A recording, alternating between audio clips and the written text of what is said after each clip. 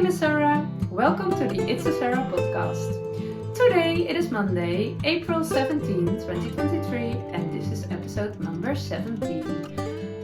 I love to knit, I love to crochet, and I love to talk, so that's the perfect combination for making this podcast. I'm coming to you from the Netherlands, so excuse my Dutchy English, and I make 2 episodes every week on Friday and on Mondays and on Fridays. Both in English and in Dutch, so be sure you pick the right one. Okay, there was not quite a lot of knitting and crochet time for me this weekend, but I wouldn't be myself if I didn't have anything to tell about, to chat about. My table is filled with all kinds of stuff, and I was really looking forward to a nice chat. So let's go. Let's start on Saturday morning. Saturday morning I had a really nice surprise when I was packing my backpack, and I brought my backpack because I have a new one, and some of you asked, one of you asked if I could show it. This is my new backpack. I already had this model in a tiny version. Because I thought that would be nice to have a little tiny backpack for your daily things, your wallet, your phone and keys and whatever. But it was too tiny for me because I also want to put in my water bottle and of course my project bag with my knitting or crochet. And that didn't fit in the tiny one, so I sold it to another knitter and she's very happy with it, so that was nice. And after a quick search, I decided I just wanted to have the same backpack, but then one size bigger.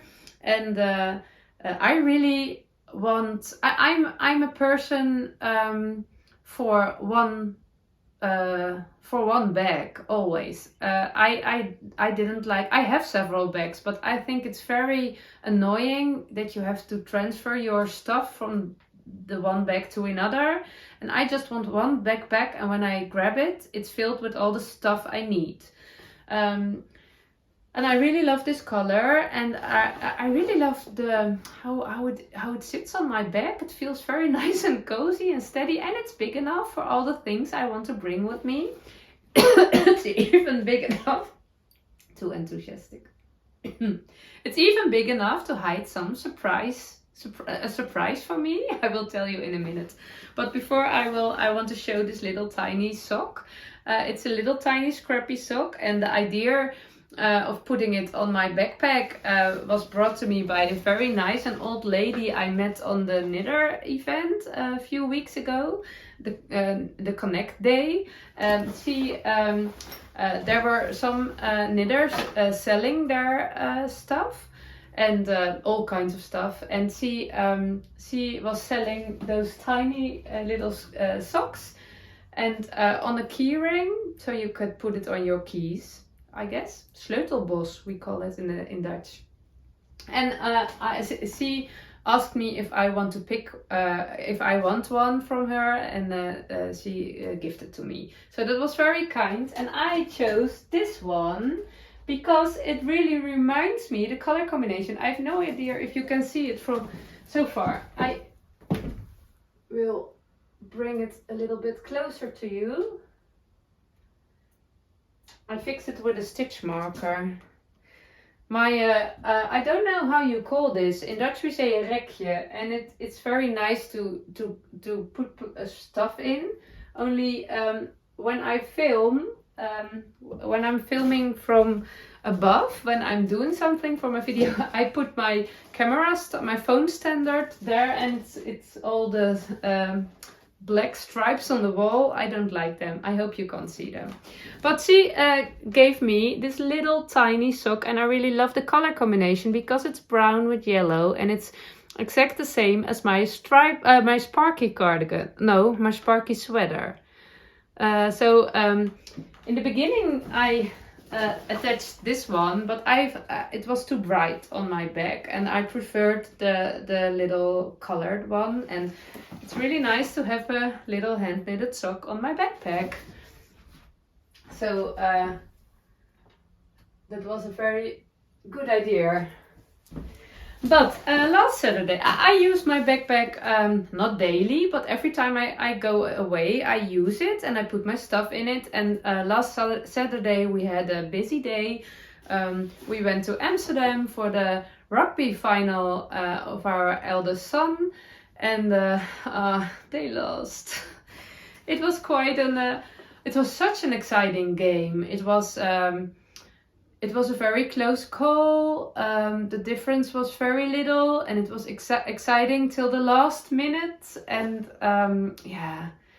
I was so sad for the team. They really deserved winning the game. That was it was a wonderful day anyway, because it was good weather. It was a nice place, and we had a nice party afterwards. So it was good, but they really wanted to win, and they deserved it. So that was jammer. We say a pity.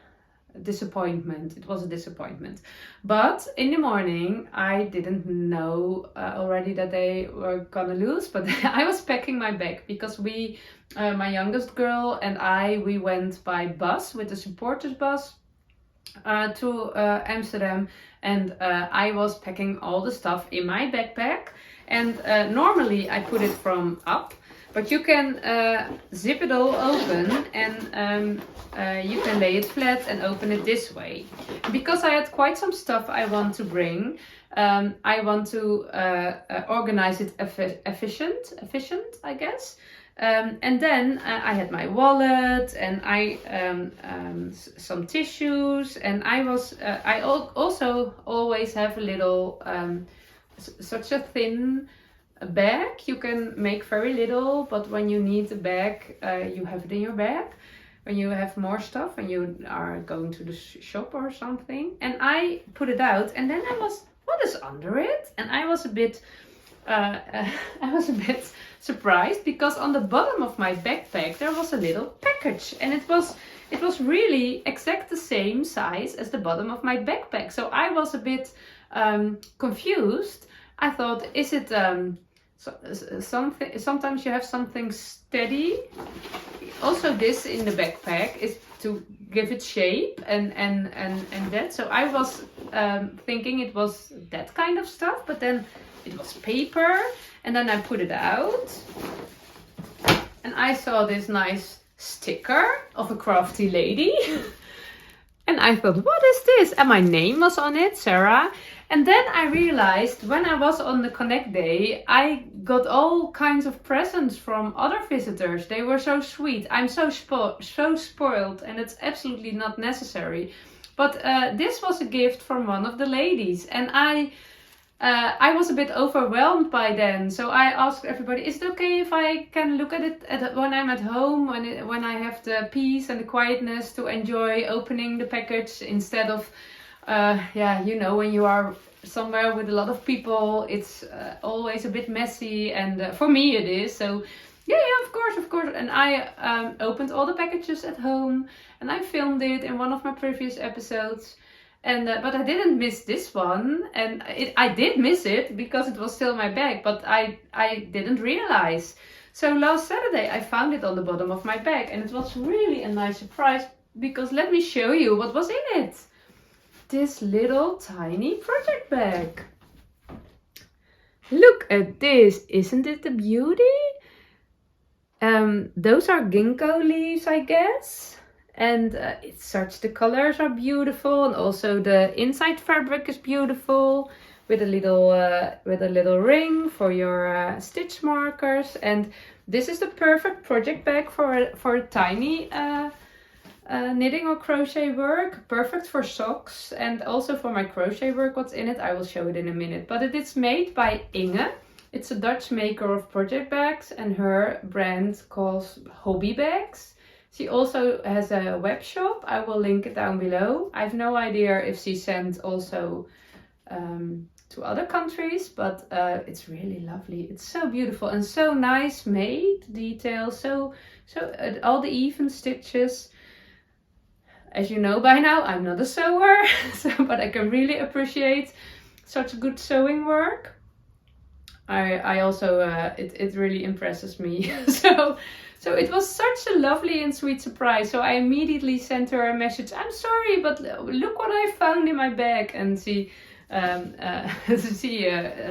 she completely understands, and she had to laugh about it. So it was quite fun. So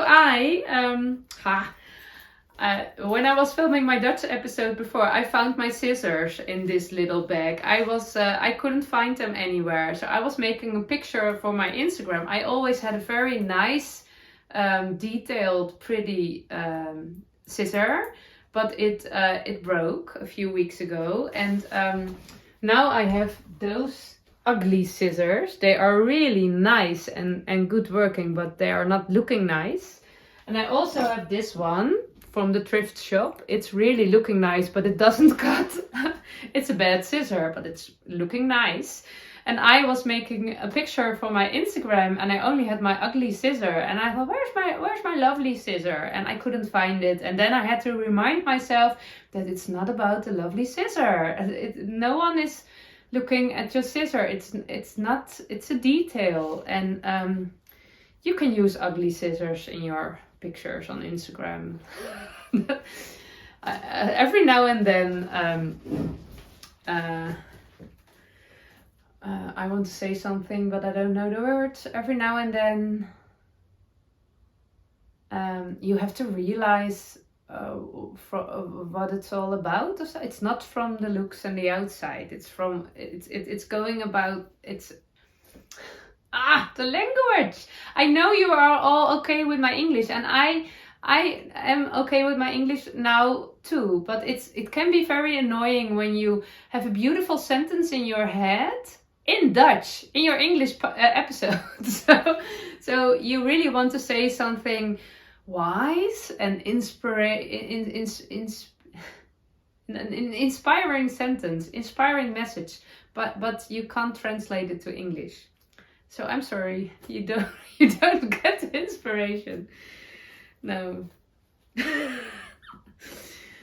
I'm going silly right now.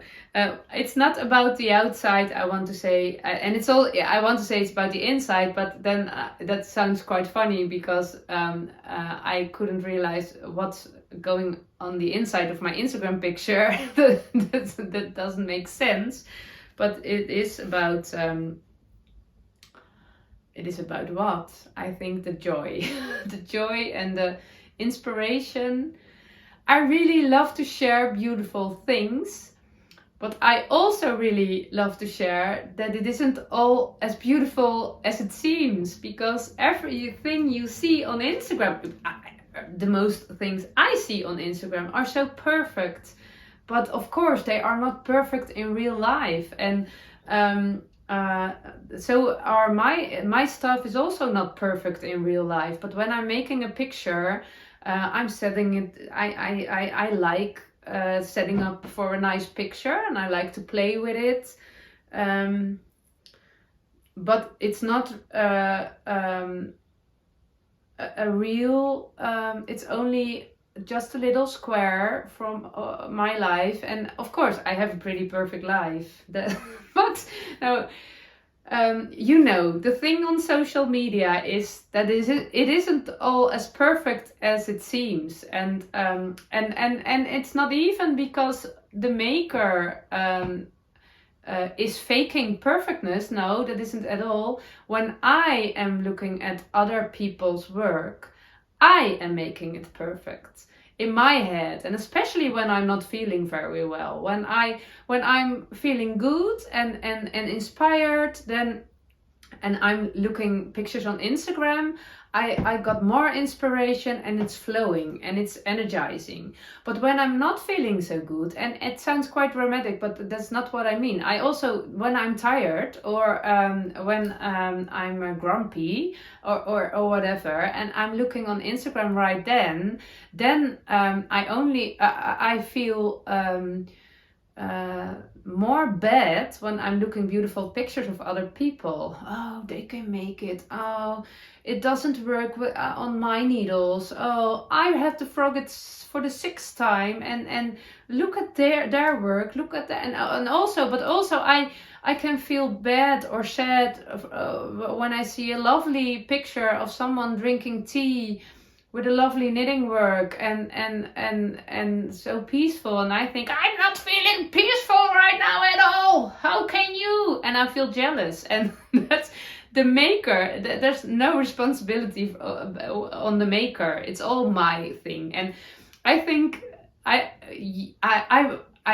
quite sure I'm not the only one with this experience. It is the effect of social media. It is wonderful and it is lovely, but it's also very dangerous. So that's why I decided I didn't have to look for my scissors. Oh, this doesn't make sense at all. So if you see a picture with an ugly scissor, there's a hidden message. It isn't all perfect. Yeah. Okay. It was not my plan to talk about this anyway, but it's important. It's important. Yeah. It's really important when you see people on social media that it's only a little small part of their life and mainly the best part. Of course, there are people sharing all their, and now I want to say an ugly word, but I don't like using ugly words. But most of the people only want to share the bright things, and I can completely understand. I only share my crafty adventures. And I always try to give a realistic view on it, to share everything. But when I make pictures of Instagram, I always set up them nicely, I guess. I don't know. I'm quite sure you know what I mean. Let's go to the crochet. I brought a little crochet. It's the pearl string plant. I guess it's called like that. In Dutch we say ertjesplant. That means pea plant.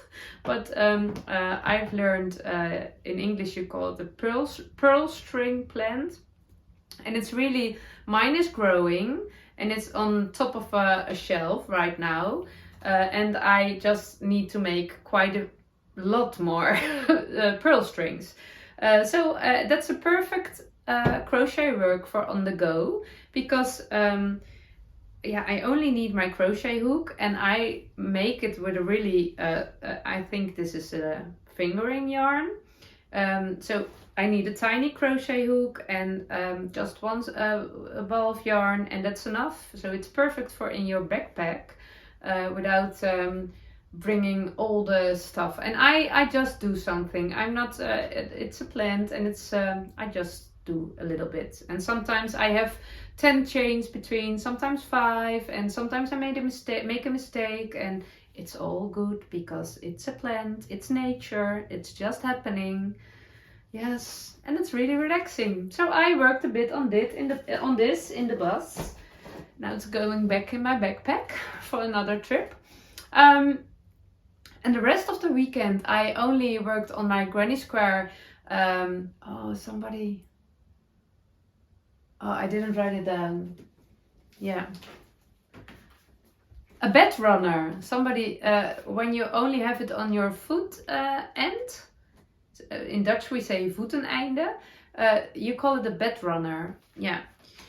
So I only worked on that, and I'm really going down hills. I talked about going on the hill, and when you are just before the top, it's so heavy, and you are out of motivation at all. And then you are on the top, and you are looking to the end result, and you're thinking, oh, that's looking nice. And then you go down hills, and you go really fast. I'm now there. I'm on that trip. I go really fast, and I feel really motivated.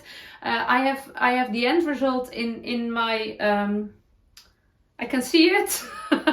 It's quite near, and I only have to finish it, and then I think within a week it's done, and I'm really looking forward to a finished object. So my focus will be on that this week mainly. And I don't have a lot of knitting time. I have quite some appointments this week, not crafting related. And my husband is not at home. He's in France, and he always delivers me quite an amount of crafting time. I have although he works full time, but I have a really involved, practical husband, and he really helps with all kinds of stuff. And now he's gone. That sounds quite dramatic. He's not at home. And my kids all have a very busy school week, so I have to do it all myself. Oh, poor lady. No, it's not, it's absolutely okay, but I will not have a lot of knitting time. So why am I looking in my book? Oh yeah, I know right now. There was another question under one of my episodes, and it was about my little gnomes. I know the word right now. This is also a really nice craft. It was a gift from a friend, and she needle felted it, and it's how the moon was on my day of birth. It's such a personal, lovely gift. It really makes me happy. But someone of you asked me about these little Waldorf gnomes. I really think the word gnome is a little bit silly. In Dutch we call it kabouters. Kabouters, gnomes. Nee, I don't. I know why I'm feeling silly. I don't have to say the g. Gnomes. Gnomes? Waldorf gnomes. It also sounds silly. These guys. There's a nice story behind these gnomes. Can I say kabouters, please? It feels much more comfortable when I can say kabouters. Well, every time I say kabouter, I mean gnome. Okay? Let me see. In 2019, I was asked by a Dutch lady. She has a company. Oh, I don't know the English word. The company who organize. When you want to make a book, you go to such a company. In Dutch, we call it uitgeverij. And you ask, you can bring your idea to the company, and they say, "Oh, that's nice. Let's make a book together." There's a lovely lady. Her name is Liefs. From Vreubelweb, and she has Livre de Louise in the Netherlands, and she makes with all the makers those lovely crafting books, crochet, knitting, but also all other kinds of books, but all creative. And she also had a little series for charity. There is a lady in the Netherlands, her name is Esther Vergeer, and she, I think it was an accident when she was a child, but she sits in a wheelchair, and she was a really fanatic sport lady. She did tennis, wheelchair tennis and wheelchair basketball, and she started a foundation for children with physical, I looked up for it. I think we say a handicap in Dutch, but physical limitations, and the charity makes that they can sport. So they contribute at creating opportunities to sport for children with physical, what was the word? Limitations. Loes created a little series of books for not that book, another book for that charity foundation to tribute financial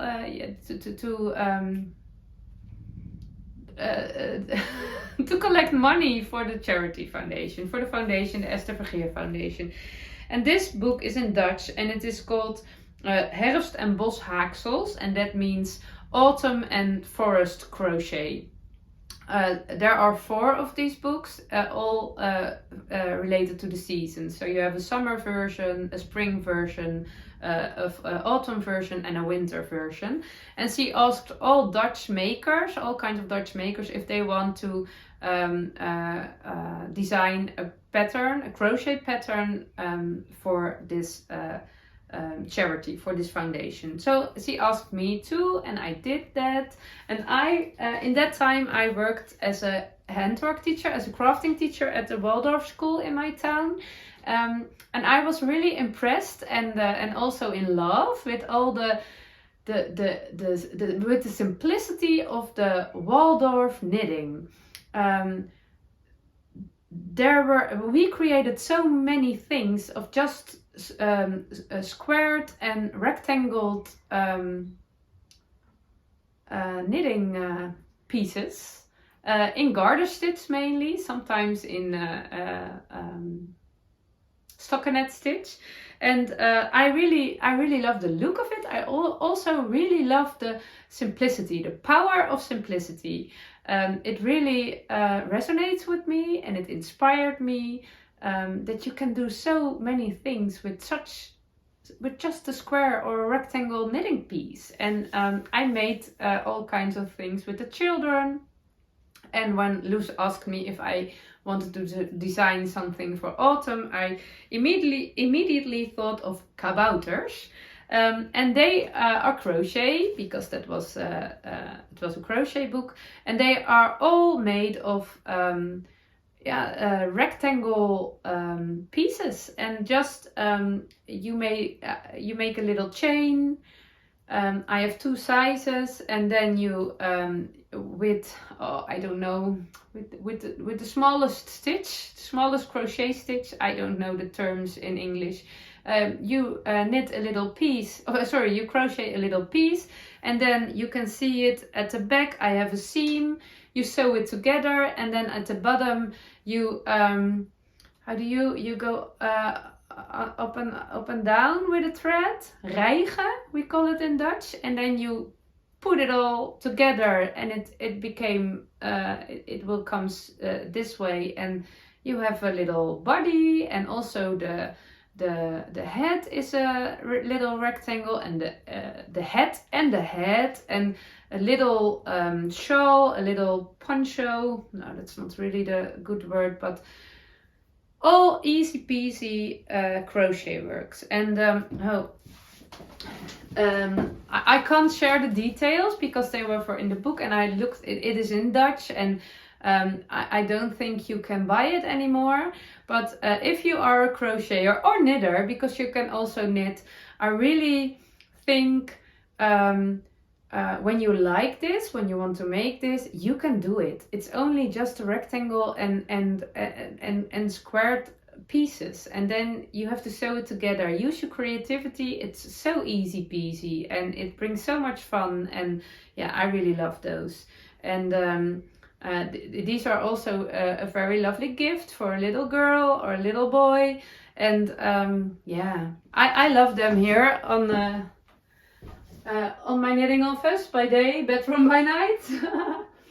And they are really standing there nice and cozy and watching me every week when I'm making these episodes. And they're a kind of a public, so supporters, fans. Go Sarah, we're watching you. They don't have a choice because they can't watch another side, so they always have to listen to me. Do you like it anyway? I don't know. They're quite quiet, introvert kabouters, I guess. But it was really nice to make them. Okay, next thing I want to share with you.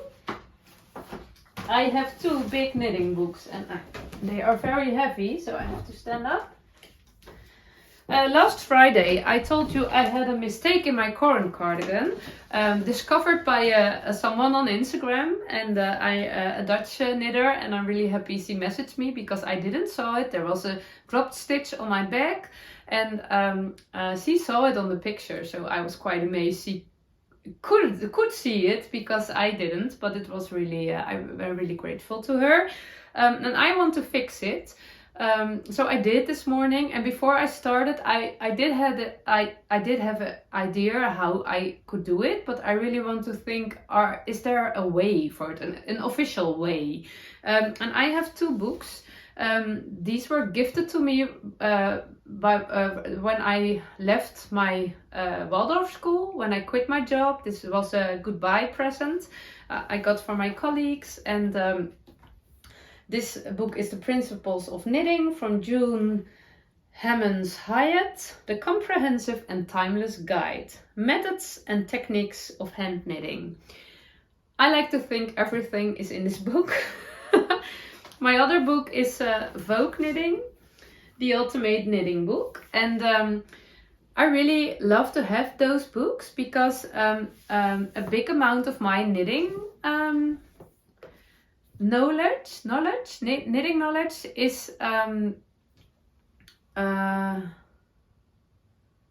the word? I can't find the word.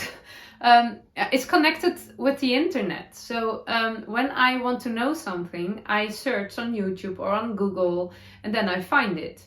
And that's absolutely okay. But when there's no internet anymore, I don't know anything anymore. Now, of course, I do know a little bit, but most things I don't know anymore. And I don't think there will not be internet quite soon. It would be, yeah, whatever. But I really want to have it physical, when I can touch it and it's not somewhere only on my laptop. So that's also the reason why I print all my patterns, because I want to have them, and not only in my laptop, but really physical, and also with these books. And there's another reason. When I am searching for a new technique or a solution or something I don't know yet, and I'm searching on YouTube, there's happening something in my brain, as if there is a little room, an overview room with little guys in my head, and they say, oh, she's going on YouTube, relax, you don't have to pay attention, she's going on YouTube and she's just gonna imitate someone, so we don't have to do anything, she's just gonna imitate. It feels a bit lazy, as if I'm a little baby bird and that my mother bird is coming along and she put in all the feed in my little, how do you call this? In Dutch we say snavel, in my little snavel, and I only have to open it and swallow, and that's it. I don't have to chew, I don't have to go for my own food, I just have to sit down. So that's all. That's a bit the feeling I have when I'm on YouTube, and there's nothing wrong with that, because there are quite some moments I really need something easy, and I don't want to think, and I only want to imitate. Someone has already done the work, and someone made a tutorial, and I only have to watch, and do it, but it's not really becoming a part of me. But there are also moments that my brain wants a bit of a challenge and wants to think of it itself, and then I get my books, and then there's happening something else in my something different in my brain room. Then they say, oh, pay attention, she's gonna get the books, pay attention, we have to work, we have to I can't make jokes in English.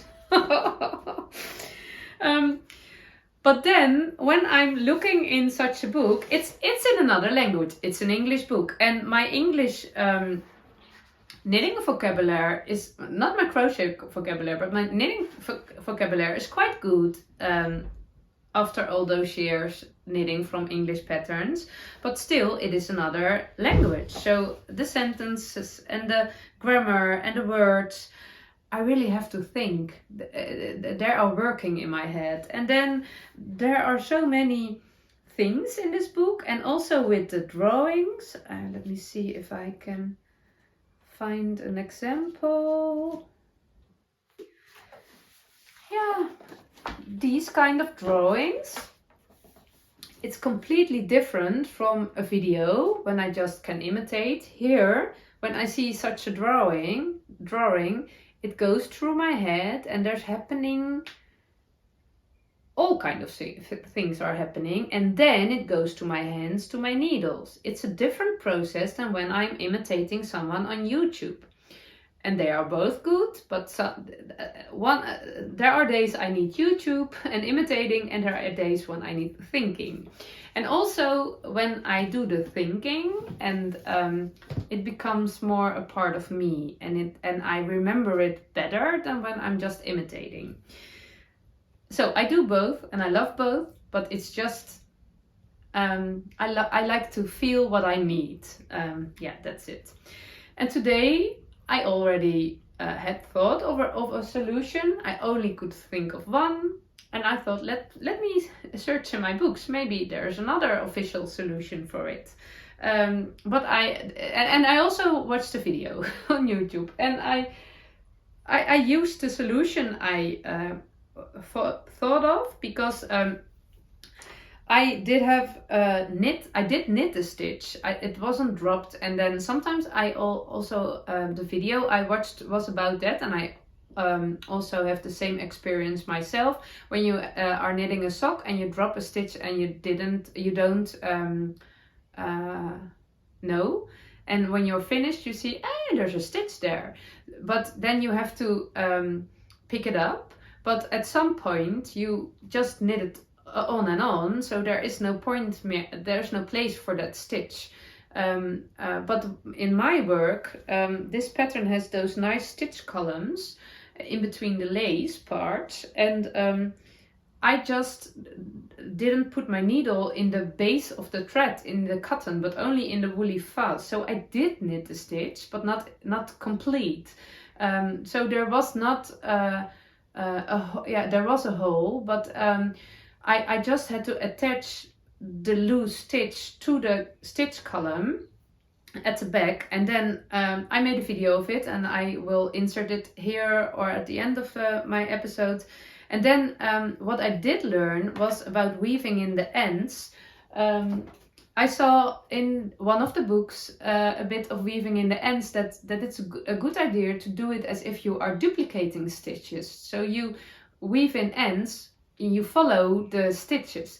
When I weave in ends, I just put my needle around the purl bumps when it's stuck in it. And I have a very good example in my Felix cardigan. Because it's knitted on quite a loose gauge, you can see through it better. And I have really here, can you see it? I can't see on camera. I do think I here. Here is my here are my weaven in ends. And you can see it pretty good. There's quite a line on the back, and I don't think you can see it when I'm wearing it, so it's not a problem. But I was wondering if it would be better if I had sewn in my yarn as if I was duplicating on the purl side. So that was quite interesting. So I will try that another time. Maybe you can let me know if it makes difference. I don't know. But yeah, it was quite interesting. And also when I was reading the books, I saw all other things, and I don't pick them up often, and I thought, oh, maybe I can just every now and then when I'm drinking my coffee, as I was this morning, I can just go through the books and see all the things, because there's so much information in the books, and now I only use them when I need to know something and I'm searching for a specific subject. But it's also very nice to just go through them and see what you see.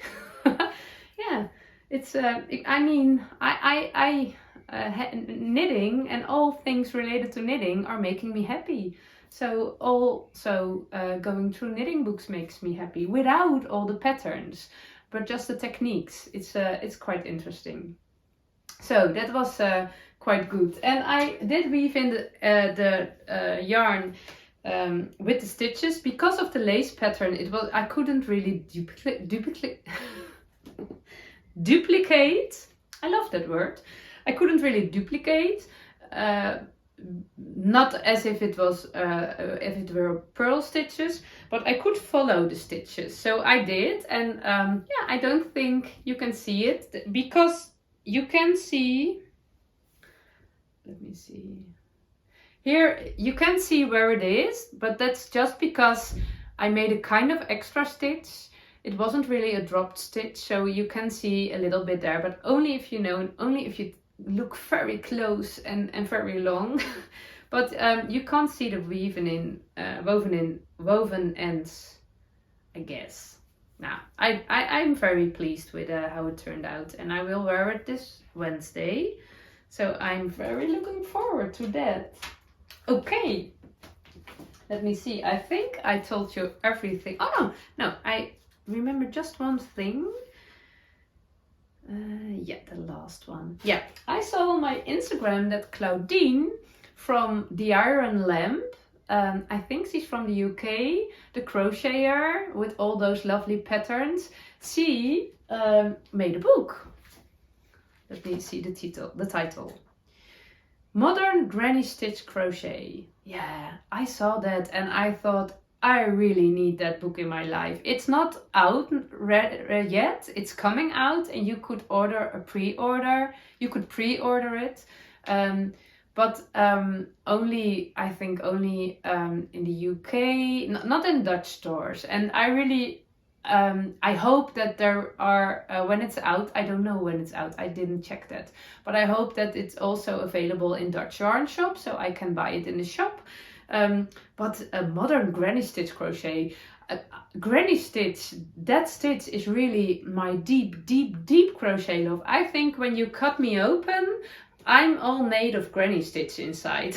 It must be that, because it really feels, the granny stitch is so, feeling so comfortable and so feeling so me. And that's, I started my crafting career with the granny stitch. It was my first success, and I really feel a true and deep love for the granny stitch. So I already had seen on Ravelry that Claudine will release a pattern for a dropped shoulder sweater with a low neckline. So that's absolutely my thing, with a low neckline. And then I saw an example in off-white, I guess, with dropped shoulders and just a granny stitch stripe, and I thought, I really need that in my life. And now the book I also need in my life. So that are nice things to look forward to. And yeah, I think it's really when you are really a knitter and you didn't have crochet experience, yeah, I really love to do both. And I must say I prefer knitting for garments above crochet because it's thicker and I love the structure of knitting. But I love the granny stitch. Yeah, I really love that. Okay, yeah, I'm ready, I guess. I told you everything from what kept me busy in my mind and in my hands, knitting and crochet related last days. I will, I hope you have a nice week. I hope you also enjoy some knitting time during the week, or crochet time, crafting time. I don't like the word crafting, I don't know. Crafting doesn't remind me, I don't get the knitting and crochet feeling by the word crafting, but maybe it comes because it's such similar to rafting, and rafting is wild, in a boat on wild water, and I got that feeling when I say crafting, and not the cozy warm feeling I have with the words knitting and crochet. They are feeling so comfortable and warm and nice, but crafting feels total different, and it's making no sense. It's only happening in my head, I know, but there's a lot of things happening in my head that doesn't make sense. But I really have fun. That's absolutely true. Okay, I wish you a very nice week, and I hope I'll see you on Friday. Bye bye.